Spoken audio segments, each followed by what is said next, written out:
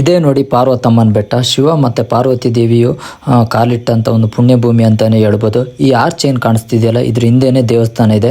ಬನ್ನಿ ನಿಮಗೆ ಆ ದೇವಸ್ಥಾನ ತೋರಿಸ್ತೀನಿ. ಹಾಗೆ ಒಂದು ಅದ್ಭುತವಾದ ವ್ಯೂ ಪಾಯಿಂಟ್ ಎಲ್ಲ ಇದೆ ಮೇಲ್ಗಡೆ. ಹಾಗೆ ದೇವಿಯ ವಿಗ್ರಹನೆಲ್ಲ ಧ್ವಂಸ ಮಾಡಿಬಿಟ್ಟು ಕಿಡಿಗೇಡಿಗಳು ಏನು ಮಾಡ್ತಾರೆ ಅಂದರೆ ದೇವಿ ವಿಗ್ರಹನೆಲ್ಲ ಕೈ ಕಾಲೆಲ್ಲ ಕಟ್ ಮಾಡಿದ್ದಾರೆ. ಅದನ್ನು ತೋರಿಸ್ತೀನಿ ಬನ್ನಿ. ಇಲ್ಲಿ ನೋಡ್ತಿದ್ದೀರಲ್ಲ, ಇದು ನಂದಿಯ ವಿಗ್ರಹ. ನಂದಿಯ ವಿಗ್ರಹ ಇದ್ದಲ್ಲಿ ನಿಮಗೆ ಶಿವನ ದೇವಸ್ಥಾನ 100% ಇದ್ದೇ ಇರುತ್ತೆ, ನೋಡ್ತಿರ್ಬೋದು. ಇದೇ ನೋಡಿ ತಾಯಿ ದೇವಿಯ ವಿಗ್ರಹ. ಇಲ್ಲಿ ಕೈ ಕಾಲೆಲ್ಲ ಕಟ್ ಮಾಡಿದ್ದಾರೆ. ಹಂಗೆ ಇದನ್ನ ದಿಗ್ಬಂಧನ ಮಾಡಿಬಿಟ್ಟು ಬಟ್ಟೆ ಎಲ್ಲ ಸುತ್ತ ಬಿಟ್ಟಿದ್ದಾರೆ. ತುಂಬ ಆಭರಣನೆಲ್ಲ ದೋಚ್ಕೊಂಡು ಹೋಗ್ಬಿಟ್ಟಿದ್ದಾರೆ ಕಳ್ಳರೆಲ್ಲ.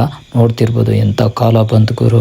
ಇವ್ರನ್ನೇ ಬಿಡಲ್ಲ ಗುರು. ಇನ್ನು ಮನುಷ್ಯರೆಲ್ಲ ಯಾವ ಲೆಕ್ಕ, ಏನು ಮಾಡೋಕ್ಕಾಗಲ್ಲ ಅಂತ ಕೆಟ್ಟ ನನ್ನ ಮಕ್ಕಳೆಲ್ಲ ಇದ್ದಾರೆ. ಈ ದೇವಸ್ಥಾನ ನೋಡಿದರೆ ಹೊಯ್ಸಳ ಕಾಲರ ಶೈಲಿಯಲ್ಲಿದೆ. ನೋಡ್ತಿರ್ಬೋದು ದೇವಸ್ಥಾನಗೆ ಸುತ್ತಮುತ್ತ ತುಂಬ ಒಂದು ಅದ್ಭುತವಾಗಿದೆ.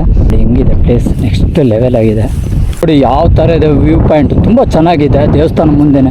ಹಾಗೆ ಅಲ್ಲಿ ನೋಡ್ತಿದ್ದೀರಲ್ಲ ಡ್ಯಾಮು, ನಿಮಗೆ ಅಲ್ಲಿಂದ ಸರಿಸುಮಾರಾಗಿ ನಿಮಗೆ ಇಲ್ಲಿ ತನಕನೂ ಡ್ಯಾಮೇ.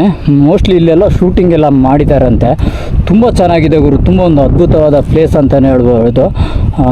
ಯಾರ್ಯಾರು ಪಾರ್ವತಮ್ಮನ ಬೆಟ್ಟಕ್ಕೆ ಬರ್ತೀರಾ, ಒಂದು ಸಲನಾದ್ರು ವಿಸಿಟ್ ಕೊಟ್ಟೋಗಿ.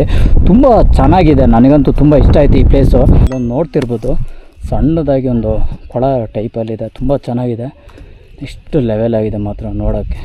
ನೋಡಿ ಎಷ್ಟು ಚೆನ್ನಾಗಿ ಕಾಣಿಸುತ್ತೆ ಪ್ಲೇಸ್, ಮಾತ್ರ ಅದ್ಭುತ ನೋಡೋಕ್ಕೆ ಮಾತ್ರ. ಇಲ್ಲಿ ನೋಡ್ತಿದ್ದೀರಲ್ಲ, ಇದು ದೇವಿಯ ಪಾದ ಅಂತಲೇ ಹೇಳ್ಬೋದು. ನೋಡಿ ಯಾವ ಥರ ಕಾಣಿಸ್ತಿದೆ, ಹಿಂಗೆ ಬಂದು ದೊಡ್ಡದಾಗಿ ಕಾಣಿಸ್ತಿದೆಯಲ್ಲ, ಇದು ದೇವಿಯ ಪಾದ ಅಂತಲೇ ಹೇಳ್ಬೋದು. ನೋಡಿ ಹೆಂಗೆ ಕಾಣಿಸ್ತಿದೆ, ತುಂಬ ಒಂದು ದೊಡ್ಡದಾಗಿ ಕಾಣಿಸ್ತಿದೆ ನೋಡಿ, ಹಿಂಗಿದೆ ಪಾದ.